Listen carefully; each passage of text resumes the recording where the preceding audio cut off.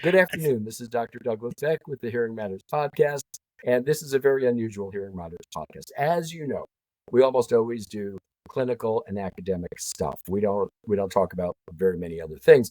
And this time is really special for me because I've known these two guys for about 45 years, Dr. David Majit, Dr. Gary Dorf, and we work together here and there, and they're dear friends of mine. Gary's actually retired, which means he's working part-time. David is still working full-time. And for those of us who know David, that means part-time anyway. So you guys, welcome to the Hearing Matters podcast. I'm so glad you're here. We're very honored to be here, Dr. Beck. Thank you for having us. Thank you, Doug. Always good seeing you. Well, thank you. And seriously, it's an honor to work with you guys because you've been through everything in the last 45 years in our industry and in our profession. And it's been quite a ride. And I'm so glad that most of it, I was on that journey with you guys along the way here and there. So let's start with Dr. Dorf. Gary, tell me about going to school. Yes, Doug. I got my master's degree in Brooklyn, New York. I went to Brooklyn College for my master's degree. And this was 76.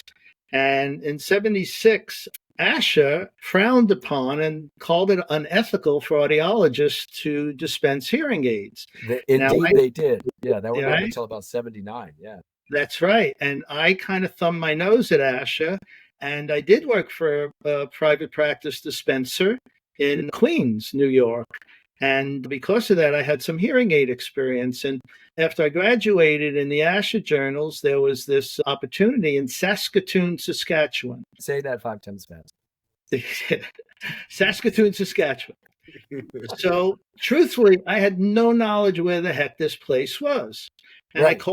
I called up and interviewed on the telephone, and they were desperately looking for an audiologist who dispensed hearing aids. And I was probably one of the very few that had that type of experience. To add a little bit of color there, this was such a big deal in 77, 78, 79, because ASHA had said it was a conflict of interest or unethical or whatever the terms were, based on a ruling that came down through engineering professions, had very, very little to do with us. But they thought it was probably a conflict of interest for you to diagnose and treat the same patient. And of course, I guess they never heard of neurosurgery at that time or otolaryngology or OBGYN or anything. But yeah, that was their thought, is that it was a conflict because now you diagnosed, you know what the problem is, and you sell the solution. So that opportunity, number one, got me out of New York because I was really interested in traveling a bit.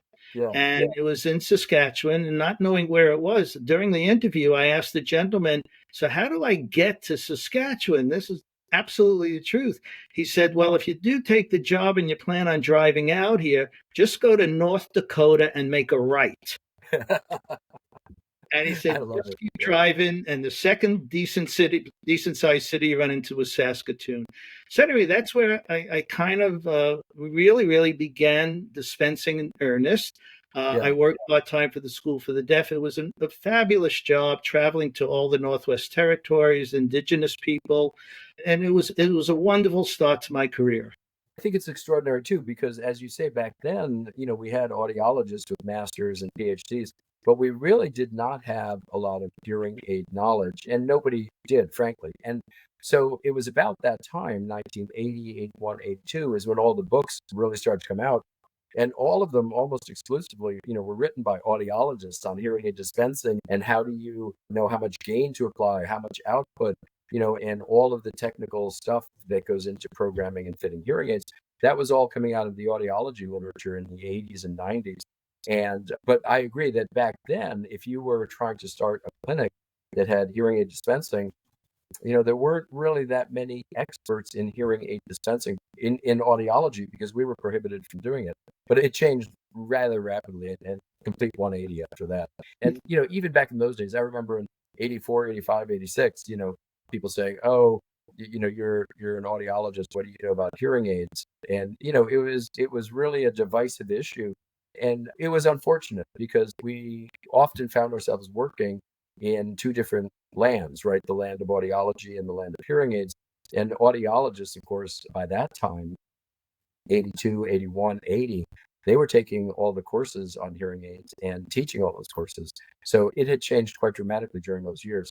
And my hat's off to you because it's quite a burden when your professional home, which was ASHA back in the time, because AAA didn't exist, is telling you that what you're doing is unethical or immoral or wrong, pretty soon thereafter they change their mind. Everybody, and my professors included, when they found out, because I wasn't shy about telling them that I was, doing some part-time dispensing, they kind of frowned upon it. So anyway, the job in Canada was just wonderful. They did hire about 3 or 4 more American audiologists to bring up, because in Canada at that time, they really didn't have a program, so they were importing audiologists. And it was just a great 3 years of my life, being a fish out of water and just in foreign land.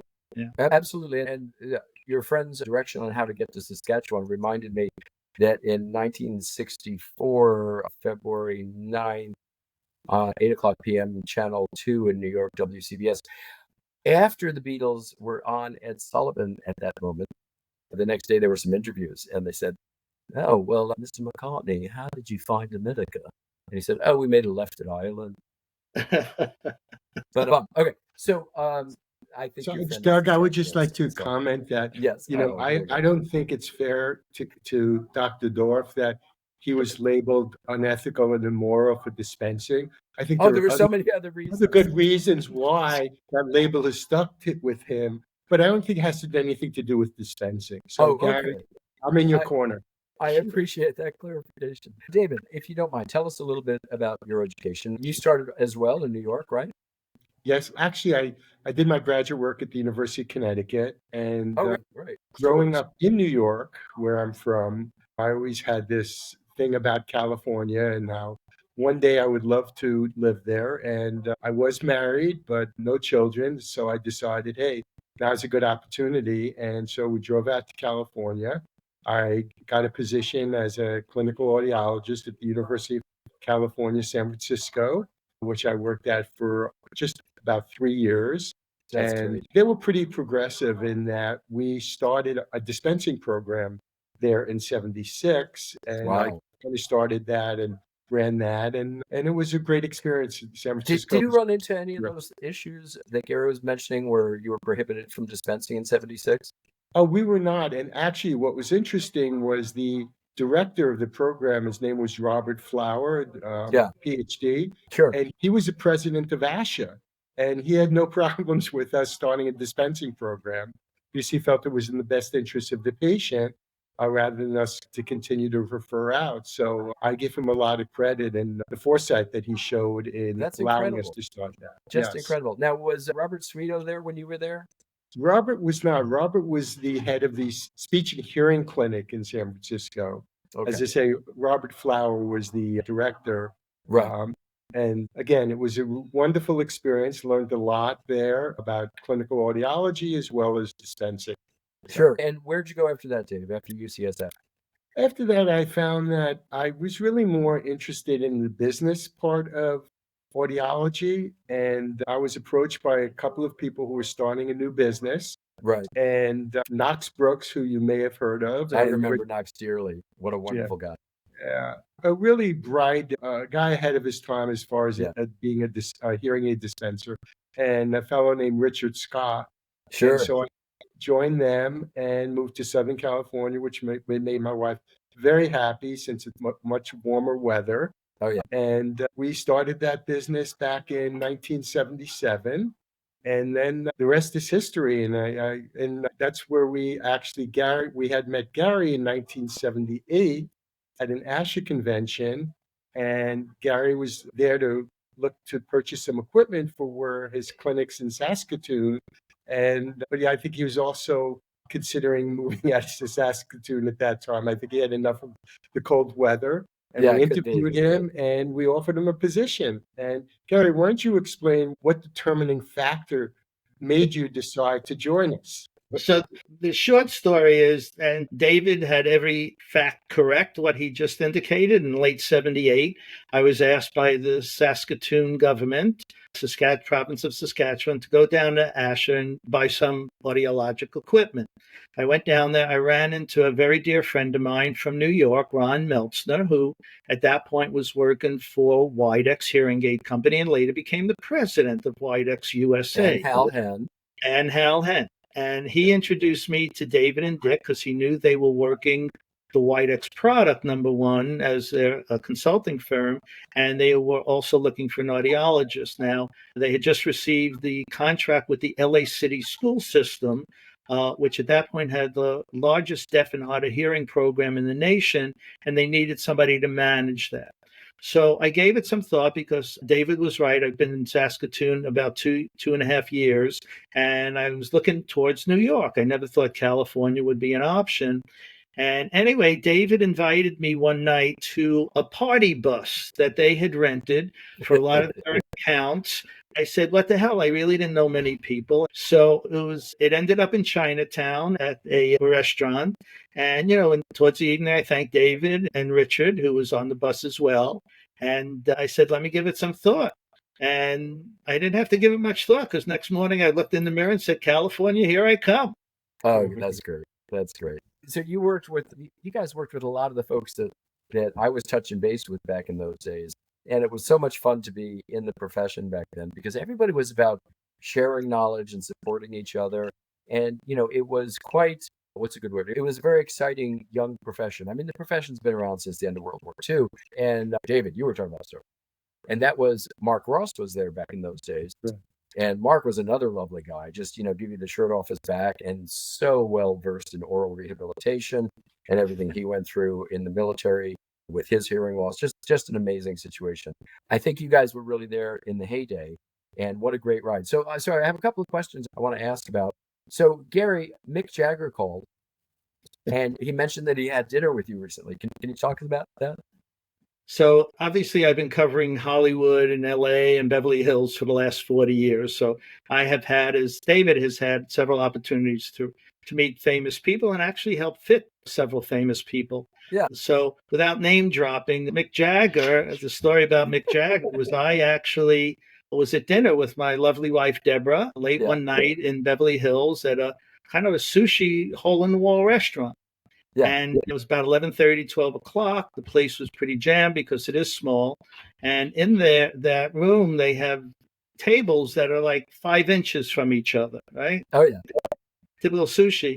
And there's the only table in the place left is literally right next to mine. I mean, this distance away from me. Like I'm as close as I am to you. Anyway, I'm facing the door and in walks Mick Jagger. And the only seat is next to me. And in comes Mick Jagger, and I'm following him. And Debbie's sitting opposite me. She doesn't see him at this point. And finally, he gets to be right over here. And he's coming to sit very close to me. And I literally have to get off. And we literally rub shoulders. He sits down. I'm like, this is surreal. Everybody in the restaurant obviously takes out their phone and this and that.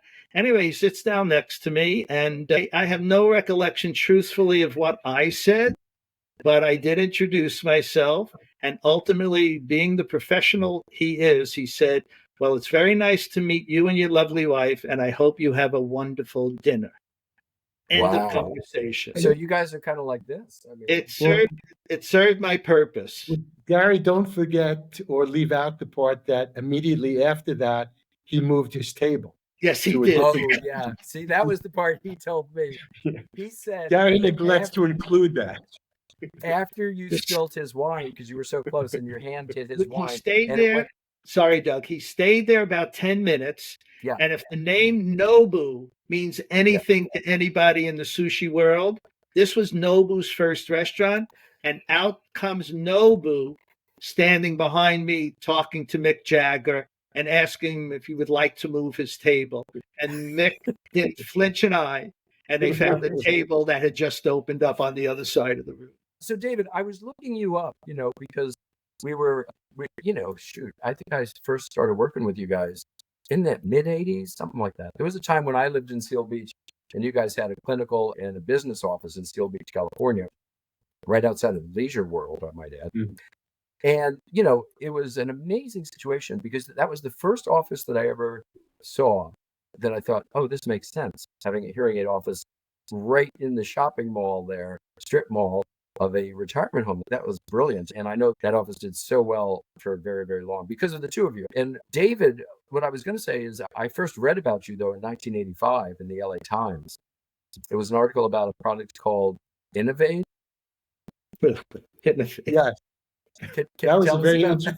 that was a very interesting time. We called it the bubble. The It was bubble. made by Innovate, and Yeah. it was a plastic earpiece Yeah. that just fit in the ear with no electronics. That was supposed to give you a boost from the 2 to 4,000 hertz range Yeah. of about 10 to 12 dB. And Right. so it was designed for mild high frequency losses. And I can tell you that article propelled us for the next 2 years. I know It was that. so busy. It was unbelievable. And honestly, the guy mentioned you and he mentioned Seal Beach, whoever was doing the interview. And I remember that back in those days, because I knew you back then, I remember that Innovate was quite a big thing for audiologists and dispensers and folks who don't know. It was, as David described, you would take a custom impression and there were no electronics at all. It was just a shell. And exactly as David said, it was supposed to resonate at 2,000 to 4,000 hertz. Well, male ear canal resonance is maximal at about 2,700 hertz. Female canal resonance is maximal at about 3,100 hertz. So, they had this little pocket that they were doing. And I think some people got really good results. I mean, they wore the darn thing. Yeah. No, it was a very popular device. It was reasonably inexpensive Yeah. for the patient. And again, people were coming in with severe to profound losses, of course, begging to try this product. So Yeah. it was an interesting time. And now they're off the market for a long time. Yeah.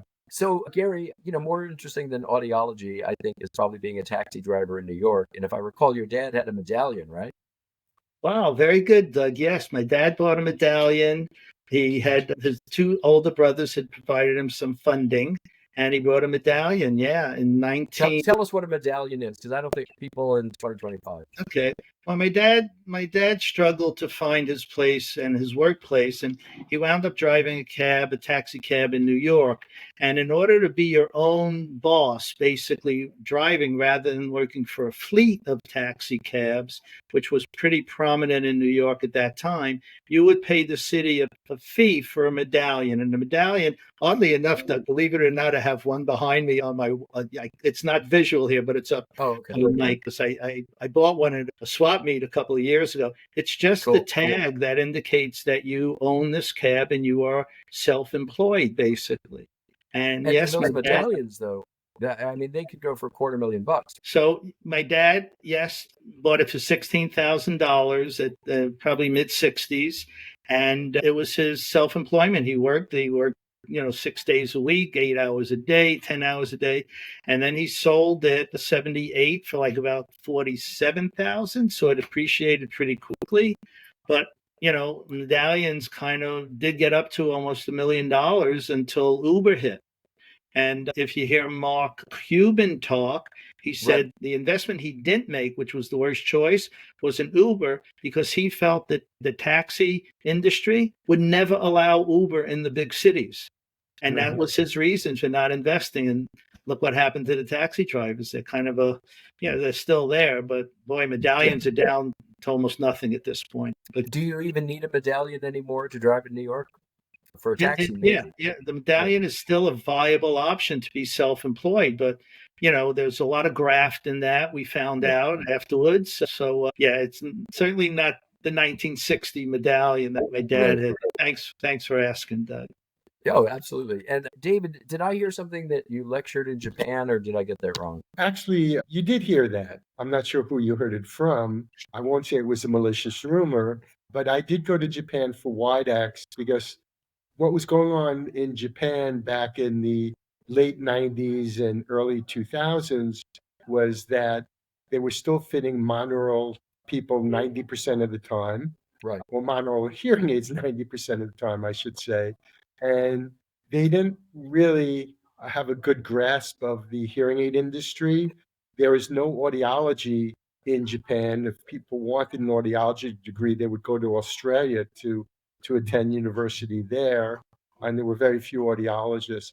And so the people in Japan, especially the WideX people who we were working with, thought what was going on in the US was really cutting edge. So I would go over there and give some talks to the people at WideX Japan and so forth. And then one time they invited both Gary and I to do a tour with them which was quite interesting. I think we did 4 different lectures throughout Japan in the different large cities.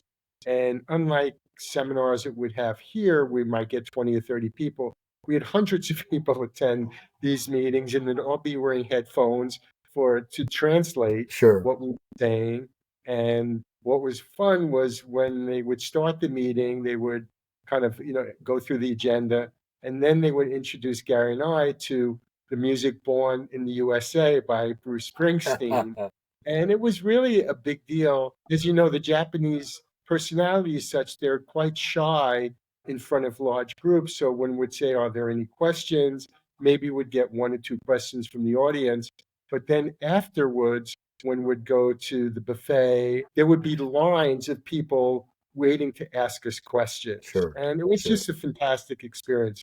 Gary, would you like to expand on that a little bit? No, it was really special because, and one of the things I don't think David had alluded to, one of the reasons Sato-san, who was the president of Widex Japan at that point, really a nice guy, he invited us over because the providers there really fit about 90% monaurally.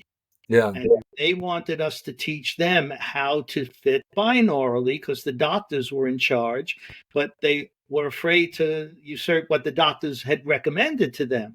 So we did a stage where David and I role played to these hundreds and hundreds of people. I remember the Tokyo session was in a disco hall. That's how big it was, with the disco ball hanging above us. I love it. It was kind of surreal. And then we got up on stage, and I forgot that there's an interpreter standing right next to me. And I'm starting to talk to David, and then somebody taps me on the shoulder and said, slow down, slow down. Yeah. So we had a blast, and Sato-san couldn't be more. I mean, he was really, really generous of his time. Nice. We had a great time. It was a lot of fun. All right. Well, listen, I'm so honored you guys spent some time here tonight. Tell me, you've been, I want to say 48, 49 years an audiologist. And what are your reflections on that and your advice for young audiologists? Well, thank you, Doug, for the question. I think it's a very interesting field. I think it's so varied. There's so many aspects of audiology that one can get into aside from, doing dispensing. There's the diagnostics, and there's the balance, and there's the rehab, and so on and so forth. So there's really, and like yourself, where you got involved in surgery and so forth. So cochlear implants. So there's a lot of different aspects of audiology. And so I think it's very interesting. I think you're doing a great service by really helping people who really may not want it initially, but really need the assistance. So, the field has been very good to Gary and I have to say that. We've been very fortunate. I think it's still a field that one can thrive in if they're motivated and ambitious. And so I would certainly recommend for those people who are interested in helping people, something that's, that you can do where you're really spending the time, really improving yourself and improving lives for other people. So I would certainly encourage people to consider audiology as a profession. And oddly enough, apparently you considered that when you recommended to your son, Andrew, that he should become an audiologist, right? So yeah. And give us 30 seconds on Andrew. Andrew Majit, one of my favorite, one of the funniest people in all of audiology. I love listening to him lecture. And Gary, let's look at you for a few seconds here before we let you roll. And tell me your reflections. You're at this a while as well. Tell me about your thoughts on the profession, and what do you think about the future of audiology? Well, getting into the profession at the beginning, you never sit. I'm now 49 years in. So, who thought, number one, the profession would provide me such joy. I never felt it was work. I enjoyed every part of every bit of audiology that I touched. And that goes from, the time in Canada, dispensing, working for kids in school for the deaf, running our own business, whether it's the retail business or the consulting business. I mean, the run we've had has been just amazing. I do want to shout out to a few people that we have had by our side for many years. Donna Brzezowski, who many people might know, and Terry Canfield really helped support both of our businesses. And without them and the other people who they all know who they are, who worked for us, they were instrumental in the fun we had, but also how well the businesses did. For me, going back into the clinic and seeing patients, kind of going full circle, I can't even begin to think of how many people we have helped over these past 40, 50 years, both David, I, and you, in terms of making their lives better.